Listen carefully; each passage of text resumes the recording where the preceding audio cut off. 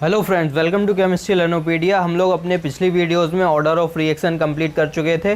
Kinetics of elementary parallel reaction, kinetics of consecutive reaction complete कर चुके हैं।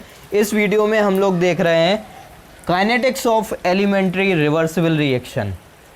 ये भी काफ़ी इम्पॉर्टेंट है, इससे रिलेटेड क्वेश्चन भी पूछे जाते हैं। जैसे कि मैंने अपने पिछली वीडियोज़ में बताया था काइनेटिक्स ऑफ पैरेलल रिएक्शन और काइनेटिक्स ऑफ कंसेक्यूटिव रिएक्शन में कि वो जो डेरिवेशन है वो जियो साइंटिस्ट में भी पूछे जाते हैं। यूपीएससी के एग्ज़ाम में और जो पीएससी एग्ज़ाम स्टेट के होते हैं उनमें भी अगर आप लोग डिस्क्रिप्टिव पेपर दे रहे हैं तो उनमें वो डेरिवेशन पूछे जाते हैं।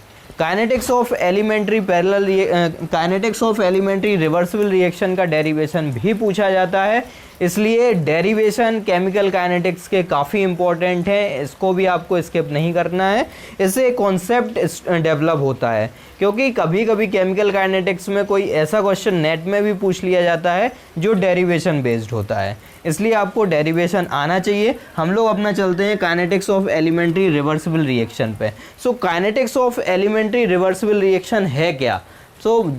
मेनली हम लोग पहले आ रहे हैं अपने रिवर्सिबल रिएक्शन पे। तो रिवर्सिबल रिएक्शन क्या होती हैं? ऐसी रिएक्शन जो फॉरवर्ड डायरेक्शन और बैकवर्ड डायरेक्शन दोनों में हैपन होती हैं, उनको हम लोग रिवर्सिबल रिएक्शन कहते हैं। इनमें क्या होता है, रेट ऑफ फॉरवर्ड रिएक्शन आता है, रेट ऑफ बैकवर्ड रिएक्शन आता है। और जब rate of forward reaction rate of backward reaction के इक्वल हो जाता है तो उसको हम लोग बोलते हैं इक्विलिब्रियम स्टेट आ गई है। तो क्या इक्विलिब्रियम स्टेट आने का मतलब ये है कि रिएक्टेंट और प्रोडक्ट दोनों के कॉन्सेंट्रेशन बराबर हो जाएं? ऐसा नहीं है। कभी कभी हम लोगों के दिमाग में ये बात आ जाती है कि जो हमारे पास इक्विलिब्रियम मिक्सचर है उसमें रिएक्टेंट और प्रोडक्ट दोनों का जो कॉन्सेंट्रेशन है वो सेम हो जाता है, जबकि ऐसा नहीं होता है। इक्विलिब्रियम आने का मतलब ये होता है कि फर्स्ट इसके जो क्राइटेरिया है वो है rate of forward reaction is equal to rate of backward reaction, and second criteria है कि इक्विलिब्रियम पर कॉन्सेंट्रेशन फिक्स हो जाए रिएक्टेंट का और प्रोडक्ट का। मतलब जो हम लोग अपने कंडीशन, तीन तरह की कंडीशन में हम लोग डिवाइड कर सकते हैं इक्विलिब्रियम मिक्सचर को। केस वन ये हो सकता है कि मान लीजिए ए से बी कोई पैरेलल रिवर्सिबल रिएक्शन है। एट t इक्वल टू 0 पर ये 10 है और ये 0 है। t इक्वल टू 1 सेकेंड के बाद, 2 सेकेंड के बाद, 3 सेकेंड के बाद, 4 सेकेंड के बाद, 5 सेकेंड के बाद ये मान लीजिए 9 हो गया, ये 1 हो गया, 8 हो गया, इधर 2, 7, 3, 6, 4, 5। इसके बाद ये कॉन्सेंट्रेशन क्या हो गया? सेम हो गया। तो यहाँ पे तो क्या हो रहा है, रिएक्टेंट का कॉन्सेंट्रेशन और प्रोडक्ट का कॉन्सेंट्रेशन दोनों क्या हो रहे हैं? फिक्स हो रहे हैं। जैसे जैसे टाइम इंक्रीज कर रहा है रिएक्टेंट और प्रोडक्ट के कॉन्सेंट्रेशन में कोई भी चेंज नहीं आ रहा है। इसका मतलब हम लोग ये कह सकते हैं कि इक्विलिब्रियम आ गया है। ये है केस वन। केस टू में क्या हो सकता है? केस टू में भी हम लोग ये देख रहे हैं कि ए से भी कोई रिएक्शन हो रही है और t इक्वल टू 0, 1, 2, 3, 4, 5, 6, 7, 8 सेकेंड्स, इन सब के बाद जो कॉन्सेंट्रेशन है सेकेंड के बाद ये 0, ये 10 है, ये 0 है। सेकेंड केस ये हो सकता है ये 9 है, ये 1 है, ये 8 है। 2 सेकेंड के बाद 8 हो जाए, ये 2 हो जाए। अगले थर्ड सेकेंड में ये 8 रहे, ये 2 रहे, ये 8 रहे, ये 2 रहे, ये 8 रहे, ये 2 रहे। इसका मतलब ये हुआ कि इक्विलिब्रियम आ गया है। रिएक्शन जैसे हुई, प्रोडक्ट का कॉन्सेंट्रेशन क्या हो गया? फिक्स हो गया। रिएक्टेंट का कॉन्सेंट्रेशन भी क्या हो गया? फिक्स हो गया। इसका मतलब ये कह सकते हैं हम लोग कि यहाँ पे इक्विलिब्रियम आ गया है। 2 सेकेंड के बाद ही इक्विलिब्रियम आ गया है। केस 3 क्या हो सकता है कि केस 3 में हम लोग ऐसे देख सकते हैं कि ए से बी रिएक्शन हो रही है। t इक्वल टू टाइम में t इक्वल टू 0 सेकेंड पे ये 10 था, ये 0 था, यहाँ पे 9 हुआ, ये 1 हुआ, इधर फिर 8 हुआ, इधर 2 हो गया, 7, 3, 6, 4, 5, 4, 6, 3, 7। इसके बाद फिर इंक्रीज़ नाउ दैट मीन्स यहाँ पे जो इक्विलिब्रियम आया है वो कहाँ पे आया, इक्विलिब्रियम इधर आ गया है। इसके बाद रिएक्टेंट और प्रोडक्ट इन दोनों के ही जो कॉन्सेंट्रेशन है वो चेंज नहीं हो रहे हैं, इसलिए हम लोग ये कह सकते हैं कि ये जो कंडीशन बन रही है वो क्या है, इसका इक्विलिब्रियम मिक्सचर हमें मिल गया है। ये तीनों ही क्या है, इक्विलिब्रियम स्टेट है। अगर हम लोग ग्राफिकली देखें तो ग्राफिकली ये टाइम है विद टाइम और ये कॉन्सेंट्रेशन है, तो कॉन्सेंट्रेशन के साथ रिएक्टेंट का कॉन्सेंट्रेशन क्या हो रहा है, डिक्रीज़ कर रहा है और प्रोडक्ट का कॉन्सेंट्रेशन इंक्रीज़ कर रहा है। तो ये है इक्विलिब्रियम स्टेट दोनों की। यहाँ पे दोनों के जो कॉन्सेंट्रेशन है वो सेम हो जाते हैं और ये जो कंडीशन है कॉन्सेंट्रेशन और टाइम के बीच में, तो इस केस में हम लोग क्या कह सकते हैं, यहाँ पे देखिए रिएक्टेंट का जो कॉन्सेंट्रेशन है वो ज़्यादा है और प्रोडक्ट का जो कॉन्सेंट्रेशन है वो कम है। तो यहाँ पे हम लोग का जो कंडीशन आई है वो क्या हो सकती है, रिएक्टेंट के लिए और ये क्या है, प्रोडक्ट के लिए। ये जो कर्व है वो भी इक्विलिब्रियम को बता रहा है, बट ये रिएक्टेंट के लिए और ये प्रोडक्ट के लिए। केस थर्ड में हम लोग ऐसे देख सकते हैं कि कॉन्सेंट्रेशन और टाइम के बीच में जब ग्राफ प्लॉट कर रहे हैं तो देखिए रिएक्टेंट कम हो गया और प्रोडक्ट बढ़ गया। तो यहाँ पे जहाँ से कॉन्सेंट्रेशन फिक्स हो रहा है तो ये इक्विलिब्रियम स्टेट है। ऐसे ही यहाँ पे भी ये इक्विलिब्रियम स्टेट आई है। तो ये होती है इक्विलिब्रियम का मेन जो मीनिंग होता है वो ये होता है। ये नहीं है कि दोनों के कंसंट्रेशन इक्वल हो जाएं, मतलब फिक्स हो जाए, उसके बाद ना तो रिएक्टेंट का कंसंट्रेशन इंक्रीज़ हो ना प्रोडक्ट का कंसंट्रेशन, तब वो कहलाती है हमारी इक्विलिब्रियम रिएक्शन। अब हम लोग काइनेटिक्स पे चलते हैं कि इसका मेन जो काइनेटिक्स है उसको हम लोग किस तरीके से पढ़ सकते हैं काइनेटिक्स को। तो इतनी बात समझ में आ गई होगी। अब हम लोग काइनेटिक्स पे चल रहे हैं। सो जनरली जो रिवर्सिबल रिएक्शन हैं वो हैं कि काइनेटिक्स में rate of that means first order opposed by first order. जो हमारे रिवर्सिबल रिएक्शन है वो क्या है, first order opposed by first order, first order opposed by second order, second order opposed by first order and second order opposed by second order. तो इस तरीके से ये जो रिएक्शंस हैं काइनेटिक्स हैं, जो इम्पोर्टेंट है वो है first order opposed by first order. तो हम लोग इसकी काइनेटिक्स को देख रहे हैं। So first order opposed by first order में हम लोग ऐसे लिख सकते हैं कि ए टू बी एक रिएक्शन हो रही है।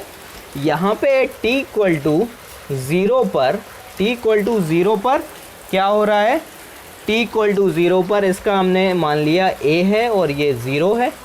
किसी जनरल टाइम t पर a में से x चला गया और इधर x बचा। Equilibrium t is equal to T equilibrium पर मान लीजिए a में से x e चला गया, तो ये इक्विलिब्रियम मिक्सचर हुआ और यहाँ पे x e बन गया। तो जो रेट हम लोग देते हैं इस टाइप की जो रिएक्शंस होती हैं उनमें हम जो रेट देते हैं, तो रेट इज इक्वल टू होता है rate of forward reaction minus rate of backward reaction, rate of backward reaction. तो रेट हम लोग इस तरीके से इसमें लिखते हैं। सो अब देखिए इक्विलिब्रियम, अगर हम लोग इक्विलिब्रियम कंडीशन अप्लाई कर दें, इक्विलिब्रियम कंडीशन इसके लिए हम लोगों ने कंसीडर कर लिया K1 है और इसके लिए K-1 है। So K1 A minus x E is equal to K-1 x E. This is equation number 1 at equilibrium. दोनों क्या है, ये इक्विलिब्रियम वाला कॉन्सेंट्रेशन है, ये भी इक्विलिब्रियम। सो इक्विलिब्रियम पे दोनों रेट क्या है, rate of forward reaction is equal to rate of backward reaction. अब जनरल रेट लॉ जब हम लोग लिखते हैं तो उसमें जो रेट लिखते हैं वो किसी जनरल टाइम t पर लिखते हैं। सो जनरल टाइम t पे क्या है, concentration a minus x, B का क्या है x है। सो dx अपॉन dt ही आएगा, यहाँ पे क्या आएगा, dx अपॉन dt आएगा।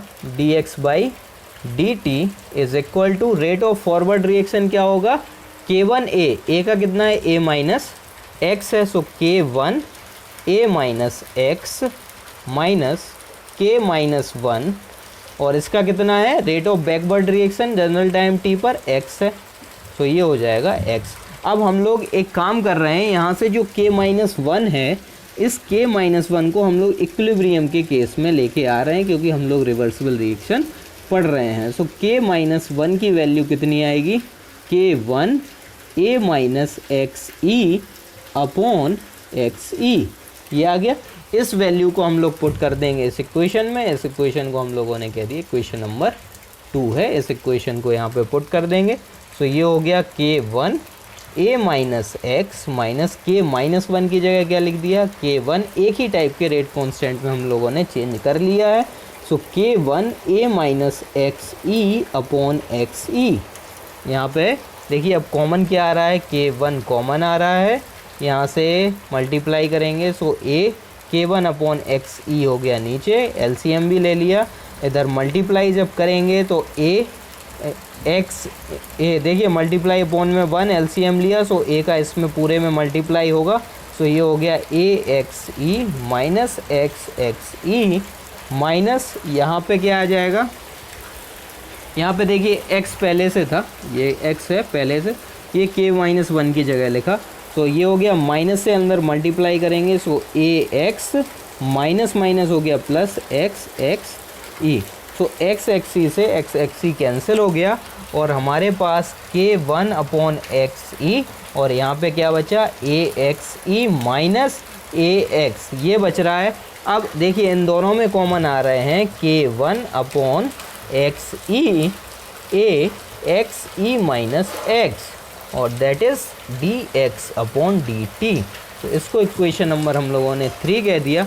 अब यहाँ पे फिर से हम लोग देखिए, यहाँ पे K1 A upon x e है, तो K1 A अपॉन एक्स ई, इसको हम लोगों ने कोई एक इक्वेशन 1A कह दिया। इक्वेशन 1 से हम लोग फर्दर आएंगे, K1 A minus K1 x e is equal to K minus 1 x e है। तो यहाँ से क्या हो जाएगा, ये K1 A is equal to K1 x e plus K minus 1 x e. तो यहाँ से K1 plus K minus 1 terminology हमें मिल गई है, और यहाँ से एक्स ई आ जाएगा। सो K1 A की जगह हम लोग K1 plus K1 minus 1 x ई लिख सकते हैं। सो एक्स ई से एक्स ई कैंसिल हो जाएगा। तो अब हम लोग यहाँ पे लिखेंगे dx by dt is equal to, यहाँ पे क्या आ जाएगा, K1 प्लस K माइनस 1 आ गया, और इधर हो गया एक्स ई माइनस एक्स। बस अब वेरिएबल सेपरेबल मेथड यूज़ कर लेंगे। So dx upon x e minus x is equal to K1 plus K minus 1 dt plus c. तो x इसका क्या हो जाता है, ln हो जाता है एक्स ई माइनस एक्स, और x में माइनस से मल्टीप्लाई है, सो यहाँ पे माइनस आ जाएगा, इज़ इक्वल टू, हम लोग काफ़ी वीडियोस में ये पढ़ चुके हैं, K माइनस 1 t आ जाएगा प्लस c। ठीक है, अब हम लोग कंडीशन अप्लाई करेंगे कि एट t इक्वल टू 0 पर वेरिएबल क्या है, x की वैल्यू कितनी थी, 0 थी। सो t इक्वल टू यहाँ से क्या आ जाएगा, minus x e minus 0, so x e is equal to c. C की वैल्यू हम लोग इस इक्वेशन को कह दिया, इस इक्वेशन को 3 दे दिया था, ये 4 हो गया, इसको 5 कह दिया। अब सी की वैल्यू हम लोग इक्वेशन नंबर 5 में पुट कर देंगे। तो ये क्या हो जाएगा, माइनस का, देखो इक्वेशन नंबर 5 में अप्लाई कर देंगे, तो ये हो गया माइनस का ln x e minus x is equal to K1 plus K minus 1 t minus ln x e. इस तरफ ले आएंगे तो ये हो गया ln x e minus ln x e minus x is equal to K1 plus K minus 1 t। ये हो गया, यहाँ से कॉमन क्या आ गए, x ln m minus ln n को हम लोग कैसे लिख सकते हैं, lm upon n, K1 plus K minus 1 t हो गया, बस t आ गया। अब हम लोगों को जैसे अगर टाइम, ये काइनेटिक्स हो गया, अब हम लोगों को अगर टाइम चाहिए तो टाइम आ जाएगा, और हम लोग अगर इसको लॉग में चेंज करना है सो t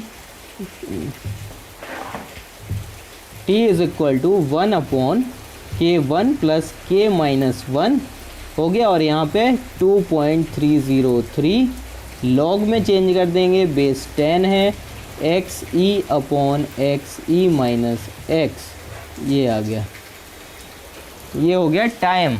यानी इतना टाइम लगेगा अगर हमें किसी इक्विलिब्रियम रिएक्शन को स्टडी करना है। तो इसमें हम लोग आगे जब पढ़ेंगे रिलैक्सेशन मेथड, तो उसमें आ जाता है रिलैक्सेशन टाइम। तो relaxation time first order by first order का सिंपल होता है, टाउ इज इक्वल टू हो जाता है 1 upon K1 plus K minus 1, and this is relaxation time, this is relaxation time. Very important है ये, इसी पे बेस्ड भी क्वेश्चन आ जाता है, तो इसमें थोड़ा सा मैंने बता दिया है, आगे हम लोग इसको डिटेल में पढ़ेंगे। तो ये थी हमारी kinetics first order opposed by first order. इतना आप लोगों को समझ में आ गया होगा, ये काफ़ी इम्पोर्टेंट है। ये भी डेरिवेशन जितने भी इम्पोर्टेंट ये डेरिवेशन हम लोग पढ़ रहे हैं, ये बिल्कुल एक सिस्टमेटिक वे में पढ़ रहे हैं। जैसे हम लोगों ने पहले जीरो ऑर्डर रिएक्शन का पढ़ा, फिर फर्स्ट ऑर्डर रिएक्शन का पढ़ा, फिर सेकंड ऑर्डर का, थर्ड ऑर्डर हम लोगों ने उतना नहीं पढ़ा, लेकिन बता दिया था कि कैसे करना है। सेम वही मेथड सब में, वेरिएबल सेपरेबल, K1 और T वाले टर्म एक तरफ, dx और x वाले टर्म एक तरफ करना है। और पैरेलल में भी यही किया था, कंसेक्यूटिव में भी यही किया, रिवर्सिबल में भी यही मेथड हम लोग मतलब शुरू से लेके एंड तक एक सिस्टमेटिक वे में हम लोग स्टडी कर रहे हैं, और आप लोगों को भी इसी सिस्टमेटिक वे में स्टडी करना है। इस वजह से, क्योंकि अगर सिस्टमेटिक रहता है तो हम लोग चीज़ों को कोरिलेट करा पाते हैं, तो आप कोरिलेट कराना भी सीखिए। और बाकी जैसे जैसे हम लोग आगे बढ़ते जाएंगे और कोरिलेट करना भी बताऊंगा मैं, और at the end of chemical kinetics हम लोग एग्ज़ाम से पहले प्रीवियस ईयर के क्वेश्चन भी करेंगे। सो यहाँ पे अगर आप लोगों को वीडियो पसंद आई हो तो वीडियो को लाइक करें, और जो चैनल पर नए हैं चैनल को सब्सक्राइब करें। Thanks for watching.